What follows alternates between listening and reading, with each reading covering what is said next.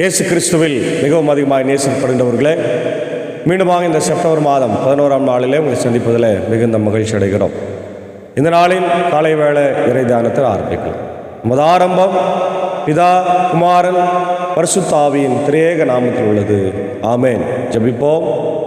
மகா இரக்கமும் கிருபை நிறைந்த நல்ல ஆண்டவரே, எல் ராஜாதி ராஜாவே, கர்த்தாதி கர்த்தாவே, இந்த ஆசீர்வதிக்கப்பட்ட மனமகிழ்வான நிறைவா காலை வேளைக்காய் நன்றி செலுத்துகிறோம். கடந்து போன இரவு முழுவதும் கிருபையாக எங்களை காத்தீர், வழிநடத்தினீர், ஜீவனை தந்தீர். இந்த புதிய நாளையும் ஆண்டவர் ஆசீர்வாதமாய் தந்திருக்கு ராஜா. இந்த நாளில் உம்முடைய இறை வார்த்தையை கேட்டு ஆண்டவர் நாளை ஆசீர்வாதமாய் நாங்கள் ஆண்டவரை மாற்றிக்கொள்ள நீர் கிருபை தார். இந்த நாளில் நிறை செய்தி, பாடல் வேலை, ஜெப வேலை ஆசீர்வதியும் ஆண்டவர். இந்த குழுவை நீர் எடுத்து பயன்படுத்தும். இதை கேட்டு பயன்படுகிற எல்லா மக்களுடைய வாழ்க்கையில் இந்த இறை ஆசிரியர்களை தந்து வழிநடத்த வேண்டுமா ஜபிக்கிறோம். நீரை பொறுப்பேற்றுக் கொள்ளும், ஆசீர்வதியும். துதிகன மகிமை உமக்கே செலுத்துகிறோம். இயேசுவின் மூலம் ஜபிக்கிறோம் நல்ல பிதாவே, ஆமேன். காலை வேளையில் நாம் 560வது பாடலாகிய இந்த அன்புள்ள ஆண்டவர் இயேசுவை நான் இந்த நாமத்தை போற்றிடுவேன் என்ற பாடலை சாரோடு இணைந்து நாம் பாடுவோம். 560வது பாடல்.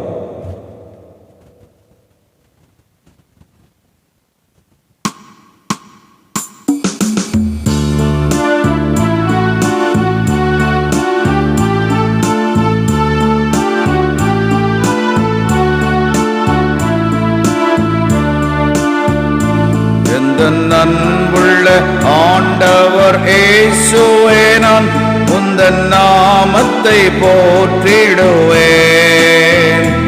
எந்த அன்புள்ள ஆண்டவர் இயேசுவே, நான் உந்தன் நாமத்தை போற்றிடுவேன். உம்மை போலொரு தேவனை பூமியில் அறிந்திடு, உயிர் தந்த தெய்வமே நீர். உம்மை போலொரு தேவனை பூமியில் அறிந்திடு, உயிர் தந்த தெய்வமே நீர்.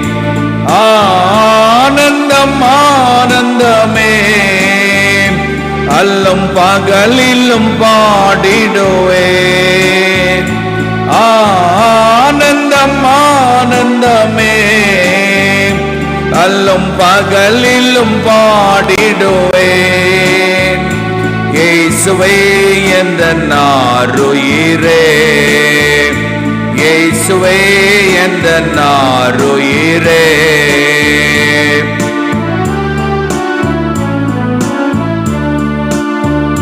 பெற்ற தாயும் என் தந்தையும் மானவரே, மற்றும் எல்லாம் எனக்கு நீரே. பெற்ற தாயும் என் தந்தையும் மானவரே, மற்றும் எல்லாம் எனக்கு நீரே. வானம் பூமியும் யாவுமே மாறிடினும் நீரோ வாக்கு மாறாதவரே. வானம் பூமியும் யாவுமே மாறிடினும் நீரோ வாக்கு மாறாதவரே.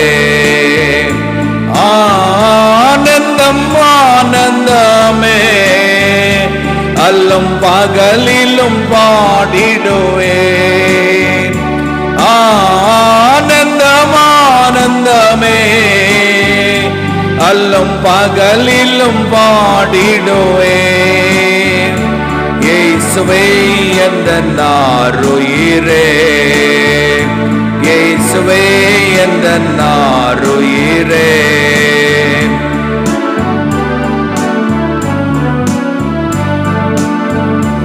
உயரடைக்கலத்தில் என்னை வைத்தவரே, உந்தன் நாமத்தை நம்பிடுவேன். உயரடைக்கலத்தில் என்னை வைத்தவரே, உந்தன் நாமத்தை நம்பிடுவேன். உம்மை அல்லால் இப்பூவினில் யாரையும் நம்பிடேன், உயிருள்ள தெய்வம் நீரே. உம்மை அல்லால் இப்பூவினில் யாரையும் நம்பிடேன், உயிருள்ள தெய்வம் நீரே. ஆனந்தம் ஆனந்த அல்லும் பகலிலும் பாடிடுவேன். ஆனந்தம் ஆனந்தமே, அல்லும் பகலிலும் பாடிடுவேன். இயேசுவே எந்தன் ஆருயிரே, இயேசுவே எந்தன் ஆருயிரே.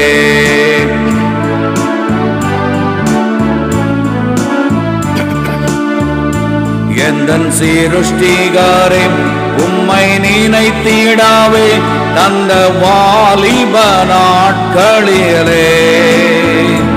எந்தன் சீருஷ்டிகாரே, உம்மை நினைத்திடாவே தந்த வாலிப நாட்களிலே.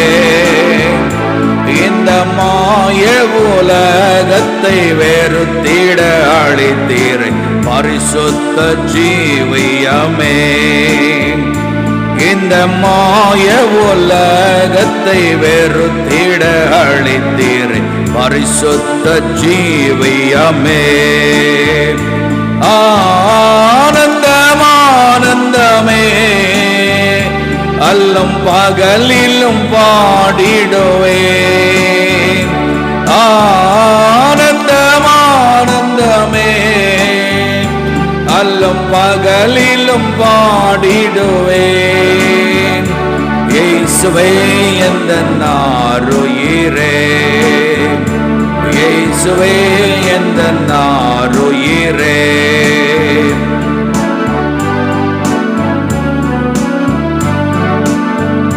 பொன் வெள்ளியுமோ பெரும் பேர் புகழோ பண ஆஸ்தியும் வீணல்லவோ. பொன் வெள்ளியுமோ பெரும் பேர் புகழோ பண ஆஸ்தியும் வீணல்லவோ. பரலோகத்தின் செல்வமே என் அரும் இயேசுவே போதும் எனக்கு நீரே. பரலோகத்தின் செல்வமே என் அரும் இயேசுவே போதும் எனக்கு நீரே. ஆனந்தம் ஆனந்தமே, அல்லும் பகலிலும் பாடிடுவேன். ஆனந்தம் ஆனந்தமே, அல்லும் பகலிலும் பாடிடுவேன். இயேசுவே எந்தன் ஆருயிரே, இயேசுவே எந்தன் ஆருயிரே. இயேசுவே எந்தன் ஆருயிரே, இயேசுவே எந்தன் ஆருயிரே.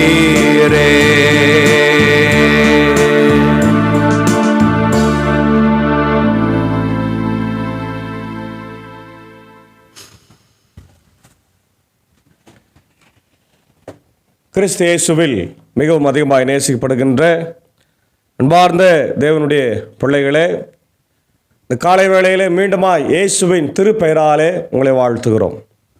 இந்த நாளை நாம் தியானிக்கும்படியாய் கொடுத்திருக்கிற திருமறை பகுதி அது யாக்கோபனுடைய நிருபம் 3ஆம் அதிகாரம் 1 முதல் 10 வசனங்கள். ஏற்கனவே யாக்கோபு திருமுகத்தை நம்ம பார்த்திருக்கிறோம். இயேசு ஆண்டவருடைய சகோதரன் எழுதியதாக ஒரு கருத்து நிலவுகிறதை நம்ம பார்க்கின்றோம். இந்த பகுதி மிக முக்கியமான ஒரு பகுதி. நாவடக்கம், taming the tongue, taming the tongue, நாவை அடக்குதல் என்ற தலைப்பிலே சொல்லப்பட்டிருக்கிறது. அன்பார்ந்தவர்களே, நம்முடைய வாழ்க்கையில் இயேசு ஆண்டவர் அவருடைய ஊழியத்தில் சொன்னது என்னவென்றால், மனுஷனுக்கு உள்ளே போகிறது ஒன்றும் அவனை தீட்டுப்படுத்தாது, அது வெளியே போய்விடும். அவனுடைய உள்ளத்திலிருந்து இருதயத்திலிருந்து நாவின் வழியாய் வெளியே வருவது தான் மனிதனை தீட்டுப்படுத்துகிறதா இருக்கிறது என்பதை ஏற்கனவே அவர் சொன்னதாக நம்ம கடந்த மாதத்தில் நம்ம பார்த்தோம். அதே போலதான் இந்த பகுதியிலுமே யாக்கோபு நாவ் அடக்குதல் என்கின்ற ரொம்ப முக்கியமான ஒரு காரியத்தை சொல்கிறார். இன்றைக்கி பல குடும்பங்களில் கணவன் மனைவிக்குள்ள பிரச்சனை ஏற்படுவது இந்த நாவுனா. வார்த்தைகள் கடுமையாய் வருவதனால, வார்த்தைகள் தடிப்பதனால குடும்ப வாழ்க்கையில் விரிசல்கள், குடும்ப வாழ்க்கையில் சண்டைகள் ஏற்பட்டு அது பிரிவினை வரைக்கும் சென்று விடுவதாய் நம்ம பார்க்கின்றோம். இது குடும்பங்களில் மட்டுமல்ல, பல இடங்களிலே இப்படி நடக்கிறது. நம்ம வேலை செய்கிற இடத்துல கூட, திருச்சபையில் கூட, நம்முடைய அண்டை வீட்டார் இடத்துல, உறவுகள் இடத்துல வார்த்தைகள் தடிக்கிற போது உறவுகள் பாதிக்கப்படுவதை நம்ம பார்க்கிறோம். அதை தான் யாக்கோபு மிக தெளிவாய் சொல்லுகிறார். நீங்கள் எப்படி இருக்கணும் அதான் சொல்கிறார். முதல் பகுதியில் சொல்கிறார், என் சகோதர சகோதரிகளே, உங்களுக்குள் பலர் போதகர் ஆக விரும்ப வேண்டாம். போதகர்களாகிய நாங்கள் மிக கண்டிப்பான தீர்ப்புக்கு உள்ளாக வேண்டும் என உங்களுக்கு தெரியும் என்று சொல்கிறார். அதாவது போதிக்கிறவர்கள் சரியாக போதிக்கணும், நல்லா போதிக்கணும். கடவுளுடைய மக்கள் மனம் திரும்புகிற வரைக்கும் போதிக்கணும். மனம் திரும்புகிறது படி போதிக்கணும், மனம் திரும்புகிறது மாறி போதிக்கணும். ஆனால் அப்படி ஒழுங்காக செய்யலைன்னா எங்களுக்கு என்ன உண்டுன்றார்? தீர்ப்பு உண்டு. சபை விசுவாசிகளை விட அதிகமாக யாருக்கு உண்டு? ஆயர்களுக்கு உண்டு. ஏன்னா அவர்களை சரியான முறையில் இன்றைக்கு நடத்துகின்ற பொறுப்பு ஆயர்களிடத்தில் இருக்கிறது. நிறைய ஆயர்கள் சபையை கண்டு கொள்ளாமல் ஏதோ ஞாயிற்றுக்கிழமை பிக்னிக் போகிற மாதிரி போயிட்டு ஹாய் ஹாய் ஹாய் ஹாய்ன்னு சொல்லிட்டு நடத்திட்டு வந்துடுறாங்க. அப்படி இல்லைங்க. It is a flag.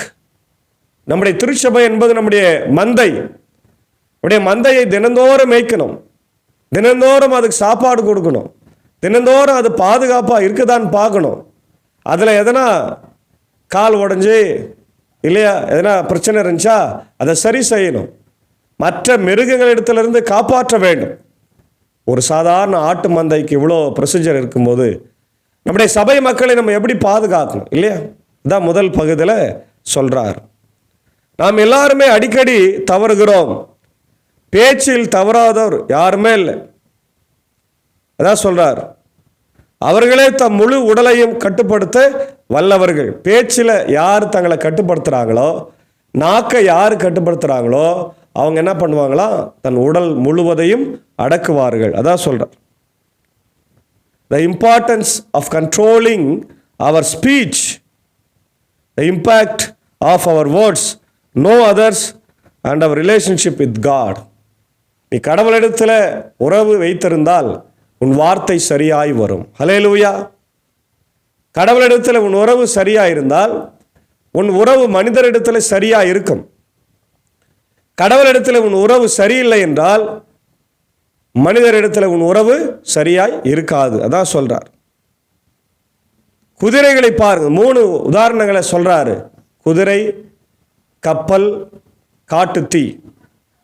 குதிரைகளை அடக்க அவற்றின் வாயில் கடிவாளத்தை போடுகிறோம். இவ்வாறு குதிரைகளை முழுவதுமாக கட்டுப்படுத்துகிறோம் இல்லையா? குதிரைகள் கடிவாளம், அதாவது இப்படி போடுவாங்க, இப்படிதான் இருக்கும். இப்படி போட்டோம்னா அது நேராக ஓடும், சைடில் எங்கும் போகாது. ஏன்னா குதிரைக்கு கடிவாளம் இல்லைன்னு சொன்னால் அது எப்படின்னா ஓடிடும். அப்போ எப்படினாலும் ஓடினா என்ன ஆகும்? அது இழுத்துன்னு போகிற வண்டி கவுந்துடும், அதில் போகிறவங்க அவ்வளோதான் இல்லை. அதுபோல தான் குதிரைக்கு கடிவாளம் எப்படியோ அதுபோல நம்முடைய நாக்குக்கு கடிவாளம் போட வேண்டும் என்று யாக்கோபு சொல்கிறார். கண்டதையும் பேசக்கூடாது, பொறுமையாக இருக்கணும், அமைதியாக இருக்கணும். Keeping silence is the best. உலகத்தில் மிக சிறந்த ஆயுதம் அமைதி, ரொம்ப முக்கியமானது. 2வது, கப்பல்களை பாருங்கள். அவை எத்துணை பெரியவராய் இருந்தாலும் கடுங்காற்றால் அடித்து செல்லப்பட்டாலும் கப்பல் ஓட்டுவோர் சிறியதொரு சுக்கானை கொண்டு தாம் விரும்பும் திசையை நோக்கி அவற்றை செலுத்துகின்றார். அதாவது ஸ்டேரிங் இல்லையா? கப்பல்கள் பெரிய பெரிய கப்பலாக, ஒருவேளை நம்ம நேரடியாக நம்முடைய கண்களுக்கு முன்பாய் கப்பலை கொண்டு வரணும்னா டைட்டானிக் படத்தை நம்ம எல்லாருமே பார்த்துருக்குறோம், குழந்தைகள்லேருந்து பெரியவங்க வரைக்கும். இன்றைக்கி இருக்கிற கூட பிள்ளைங்க கூட அதை பார்த்துருக்குறாங்க. பெரிய பனிப்பாறையில் மோதி அது கவிழ்கிறதை நம்ம அழகான இந்த வெளிநாட்டு டைரக்டர் இந்த படமாக்கியிருப்பார். அப்போது அது எப்படி திருப்புகிறார்கள், இந்த ஸ்டேரிங் இல்லையா, ஸ்டேரிங் சரியான முறையில் சரியான நேரத்தில் திருப்பப்பட வேண்டும், இல்லை என்றால் அது இடித்து மூழ்கிடும். அங்கே டைட்டானிக் படத்தில் நடந்தது, அந்த வரலாறில் நடந்தது, அதான் அது வரலாறு, உண்மையாகவே நடந்த ஒரு சம்பவத்தை தான் நம்ம அந்த படத்தில் பார்க்கோம். அப்போ ஒரு பெரிய கப்பலை சின்ன ஒரு என்னது அது ஸ்டேரிங் சுக்கான் அப்படின்றான், அது திரும்புது, அது சரியான இடத்துல நேரத்தில் ஸ்டேஷனுக்கு போய் நிற்கிறதா இருக்குது. அது போல தான் நம்முடைய நாக்கு கூட நம்ம உடலுக்கு என்னவா இருக்குதா, நம்மளை எங்கே போய் நிறுத்தணுன்றத அதுதான் நிறுத்துது. நியாய தீர்ப்பில் போய் நிறுத்துதா, அல்லது மக்கள் நம்மளை தீர்ப்பு சொல்கிற மாதிரி போய் நிறுத்துதா, எங்கே போய் நிறுத்துகிறது என்பதை எது தீர்மானிக்குது, நாக்கு தீர்மானிக்குது. அடுத்தது பாருங்க, மனித நாவும் அதை போல ஒரு சிறிய உறுப்பு தான், ஆனால் பெரிய காரியங்களை சாதிப்பதாக அது பெருமை அடிக்கிறது இல்லையா. அது சின்ன ஒரு உறுப்பு, ஆனால் அது பெருசாக நிறைய செய்கிறதுன்னு அதை சொல்கிறார். ஆனால் பாருங்கள், சிறியதொரு தீப்பொறி எத்துணை பெரிய காட்டை கொளுத்தி விடுகிறது. ஆமாம், உண்மைதான். இன்றைக்கி எல்லா இடங்களிலும் காட்டுத்தீ பயங்கரமாக இருக்குது, அதை அணைக்கவே முடியல. காட்டுத்தீ வந்து விட்டால் காடில் இருக்கிற மரம் செடி கொடியெல்லாம் எரிந்து விடுகிறது. ரெண்டாவது, இயற்கை வளங்கள் அழிக்கப்படுகிறது. மிருக ஜீவன்கள், உயிரினங்கள், பல்வேறு உயிரினங்கள் கொல்லப்படுகிறது. மக்களுடைய வாழ்வாதாரங்கள் அழிக்கப்படுகிறது இல்லையா. இவ்வளோ பெரிய விஷயம் நடக்குது. அப்போ காட்டுத்தீ ஒரு சின்ன ஒரு தீப்பொறி, அங்கே யாருன்னா போய் சிகரெட் பிடிச்சா பீடி பிடிச்சாவோ அல்லது ஏதோ சும்மா ஒன்று கொளுத்துனாவே முடிஞ்சு கதை, இந்த காடு முழுவதும் நாசமாகுது இல்லையா. அதே போல தான் நம்முடைய நாவு கூட இருக்குது அப்படின்னு யாக்கோபு சொல்லுகின்றான். நாவும் தீயை போன்றது தான், நெறிக்கெட்ட உலகின் உருவே அது. நெறிக்கெட்ட உலகின் உருவு, இந்த கெட்டுப்போன உலகத்தில் அது இன்னொரு உருவமாய் இருக்கிறது. அது நம்முடைய உறுப்புகளில் ஒன்றாக அமைந்திருக்கும் போது இதோ நம்ம உடல் முழுவதையும் அது கரைப்படுத்துகிறதா இருக்குது. நிறைய நேரத்தில் நம்ம தவறு செய்கிற போது அந்த உறுப்பு என்ன பண்ணுது, நம்மளை கரைப்படுத்துகிறது. அது நம் வாழ்க்கை சக்கரம் முழுவதையும் எரித்து விடுகிறது.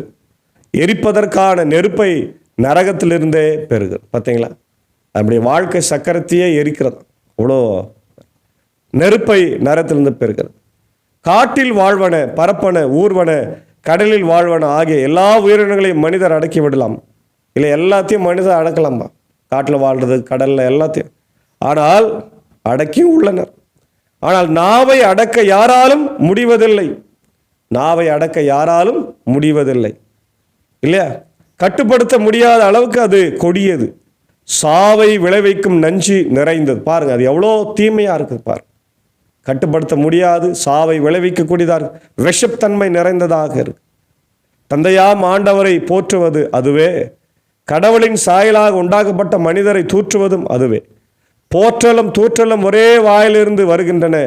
என் சகோதர சகோதரிகளே, இவ்வாறு இருக்க லாகாது. ஒரே ஊற்றிலிருந்து நன்னீரும் உவர் நீரும் சுரக்குமோ?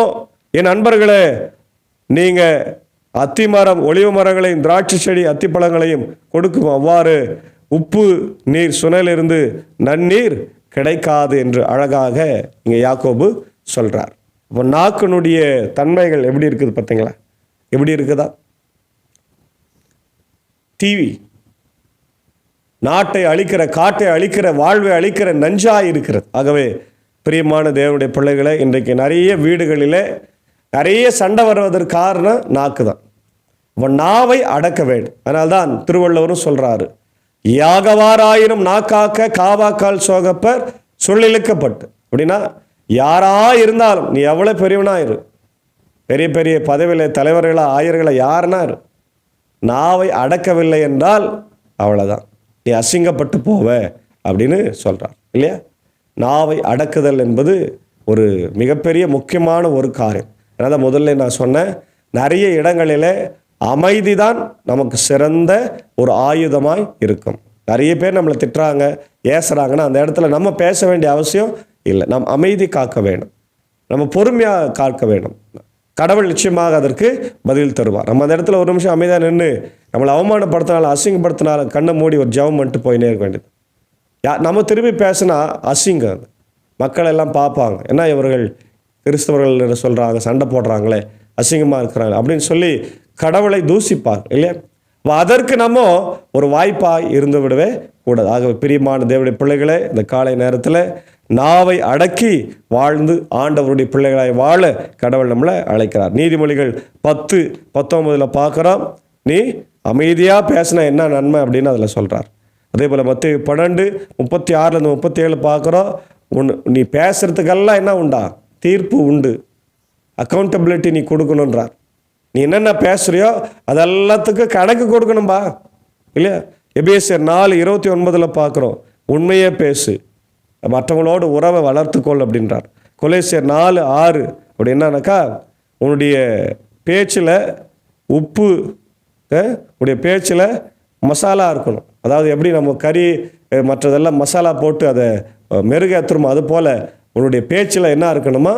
அன்பு, தாழ்மை, பொறுமை, அமைதியான வார்த்தை, கடுஞ்சொல் இல்லாமல் இல்லை சுடுச்சொல் இல்லாமல் அன்போடு பேசணும். எல்லாத்தையும் பொறுமையாக தாழ்மையாக நீங்கள் பேசணும் அப்படின்னு கொலேசியரில் பவுல் சொல்கிறார். ஆகவே பிரியமான தேவனுடைய பிள்ளைகளே, இந்த காலை நேரத்தில் நம்முடைய நாவை அடக்க வேண்டும். நாவு தான் நம்மளை எங்கனாலையும் கொண்டு போய் நிறுத்துகிற ஒரு உருவாக இருக்குது. ஆகவே இயேசு ஆண்டவர் கூட நீங்கள் பார்த்தீங்கன்னா அவருடைய விசாரணையின் போது அவர் வாய் திறவாதிருந்தார். ரொம்ப அழகாக அவரை பற்றி நம்ம பார்க்குறோம். வாய் திறவாதிருந்தார். அடிக்கப்படும் ஆட்டை போல் இழுத்து கொண்டு போனார்கள், வாய் திறவாதிருந்தார். அரசர் கேட்குறாங்க, பிலாத்து கேட்குறாரு, எல்லாத்துக்கும் வாய் திறக்காமல் இருக்கிறார். ஏரோது ராஜா கேட்கும்போது அமைதியாக இருக்கிறார். பிலாத்து சொல்கிறார், எனக்கு உன்னை விடுதலை செய்யறது கூட அதிகாரம் உண்டு, நீ சொல்லு, நீ பேசுன்றாரு. இனி யூதருடைய ராஜாவான்னு கேட்குறாரு. அதுக்கு மட்டும்தான் பதில் சொல்ற, ஆம் நீ சொல்லுகிறபடி தான், அவ்வளோதான் இல்லையா? அப்போ ஆண்டவரே வாயை திறவாதிருந்தார், அமைதியா இருந்தார். அவர் பேசி இருந்தால் அவ்வளோதான், எல்லாரும் ஓடி இருப்பாங்க, அங்கே வேற மாதிரி நடந்திருக்கும். ஆனால் அவர் பொறுமையோடு சகித்து கொண்டார். அதனால் அன்பார்ந்த தேவனுடைய பிள்ளைகளே, ஏற்ற வேளையில் பேசுகிற வார்த்தை அது வெள்ளித்தட்டில் வைக்கிற பூர்ப்பழங்களுக்கு சமம் என்று நேற்றே நான் சொன்னேன். அதே போல் நாமும் சரியான நேரத்தில் பேசுவோம், சரியானதையே பேசுவோம், நல்லதையே பேசுவோம், அன்பையே பேசுவோம், பொறுமையாக பேசுவோம். நிறைய நேரத்தில் பேசாமல் இருக்கிறதே நல்லது அப்படின்னு தான் கடவுளுடைய வார்த்தை சொல்லுது. ஏன்னா ஏசாமி நமக்காய் கல்வாரி சிலுவையில் தன்னுடைய ரத்தத்தை சிந்தும்போது அவர் அமைதியாகவே இருந்தார். அடிக்கப்படுகிற ஆட்டை போல் அவர் இழுத்து போனார்கள் என்று சொல்லி வேதம் சொல்லுகிறது. ஆக நமக்காய் துன்பங்களை ஏற்றுக்கொண்டு இயேசு பொறுமையோடு எல்லாவற்றை சகித்ததைப் போல நாம் இந்த உலகத்தில் நாவை அடக்கி ஆண்டவருடைய பிள்ளைகள் என்ற அந்த வார்த்தைக்கு நாம் கீழ்ப்படிந்து வாழ தூய ஆவியானவர் தாமே நம்ம வழிநடத்தி காப்பாராக. ஆமேன். ஜெபம் செய்வோம். மகா இரக்கமும் கிருபை நிறைந்த நல்ல ஆண்டவரே, எல் ராஜாதி ராஜாவை கர்த்தாதி கர்த்தாவை, இந்த ஆசீர்வதிக்கப்பட்ட மனமகிழ்வான ஆண்டவரே, செப்டம்பர் மாதம் 11ஆம் நாள் புதன்கிழமைக்காய் நின்று செலுத்துகிறோம். கடந்து போன இரவில் எங்களோடு இருந்தீர். காலை வேளை ஜீவனோடு எழுப்பி இதோடைய வார்த்தைகளை கேட்கும்படியாய் கர்த்தர் கொடுத்த கிருபைக்காய் ஸ்தோத்திரம். ஆண்டவரை நாவை குறித்து நாங்கள் கேட்டோம். நாவானது ஆண்டவரே இன்றைக்கு தீயை போல இருக்கிறது ராஜா. அது என் வாழ்க்கையை எரித்து விடக்கூடாது, வாழ்க்கை சக்கரத்தை எரித்து விடக்கூடாது என்பதை யாக்கோபு மிக அழகாய் சொல்லியிருக்கிறார். அதை நாங்கள் வாழ்க்கையில் பதிய வைத்து கொண்டு அநேக இடங்களிலே வாய் பேசாமல் அமைதியாக இருந்தோம். குடும்பங்களிலே, சபைகளிலே, கிராமங்களிலே அல்லது பட்டணங்களிலே, வேலை செய்கிற இடத்துல நாங்கள் அமைதியை காக்க கர்த்தர் நீர் கிருபை தர வேண்டும் என்று கெஞ்சி மன்றாடும். இந்த இறை வார்த்தையை பார்த்து கேட்டுக்கொண்டிருக்கிற எல்லா கணவன் மனைவிகளையும், எல்லா தலைமைத்துவத்தில் இருக்கிறவர்களையும், பணியாற்றுவர்களையும் ஆண்டவர் ஒரு விசை அவள் யோசித்து எதற்கும் ஆண்டவரே அவர்கள் சட்டென்று வாயை திறந்து பேசிவிடாமல் பேசுகிற ஒவ்வொரு வார்த்தைக்கும் கணக்கு கொடுக்க வேண்டும். ஒவ்வொரு வார்த்தையும் அது மிகப்பெரிய பின் விளைவை உண்டாக்கும் என்பதை அவர்கள் மனதிலே வைத்துக்கொண்டு நன்றாய் வார்த்தைகளை பேச கிருபைத்தார். இந்த வார்த்தைகளை கேட்டுக்கொண்டிருக்கிற அகில உலகத்தில் இருக்கிற எல்லா மக்களுக்காக ஜெபிக்கிறோம். ஆண்டவரே, America, UK, Australia, New Zealand, Philippines, Gulf கண்ட்ரிஸில் இருக்கிற மக்கள், ஆண்டவர் இந்தியாவில் இருக்கிற மக்கள், இந்தியாவில் இருக்கிற ஒவ்வொரு மாநிலத்தில் இருக்கிற மக்களுக்காக ஜெபிக்கிறோம். அமைதி, சமாதானம், சந்தோஷம் போகட்டும். மணிப்பூரில் மீண்டும் மீண்டும் கலவரங்கள் நடந்து கொண்டே இருக்கிறது.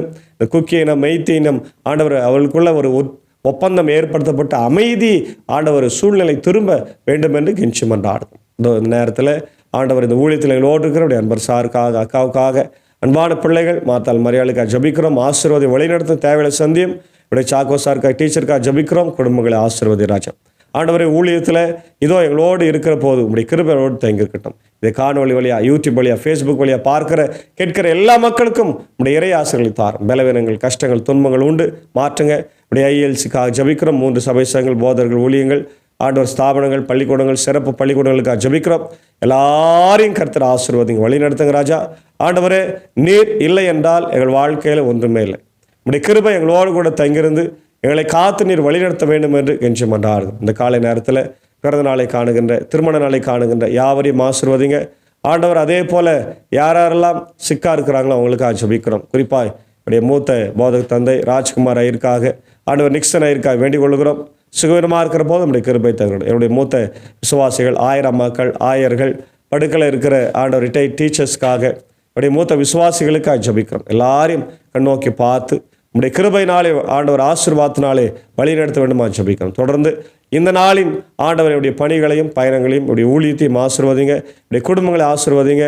என்னுடைய தாய் திருநாடு இந்திய தேசத்திற்காக ஜெபிக்கிறோம். ஜனாதிபதி, பிரதமர், என்னுடைய முதலமைச்சர், என்னுடைய கவர்னர், ஆண்டவரே, எங்களுடைய ஆட்சி செய்கிறவர்கள், இந்தியாவில் இருக்கிற ஒவ்வொரு மாநிலத்தையும் அவருடைய முதலமைச்சர்களையும் கர்த்தர் ஆசீர்வதிங்க. உலக நாடுகள் அமைதியை தாருங்க, சமாதானத்தை தாருங்க. போர் குற்றங்கள் எல்லாவற்றையும் மாற்ற வேண்டுமா ஜெபிக்கிறோம். தொடர்ந்து உடைய திவ்ய பிரசனம் இந்த நாளிலே எங்கள் அனைவரோடு கூட தங்கியிருக்க வேண்டுமா ஜெபிக்கிறோம். பாதுகாப்பை தார். துதி கனமையும் உமக்கே செலுத்துகிறோம். இறைமகன் இயேசுவின் மூலம் ஜெபிக்கிறோம் நல்ல பிதாவே, ஆமென். எல்லாம் வல்ல தந்தை, மகன், தூய ஆவியுடைய ஆசைகள் இந்த நாளிலே நம்ம அனைவரோடு கூட தங்கியிருப்பதாக. ஆமென்.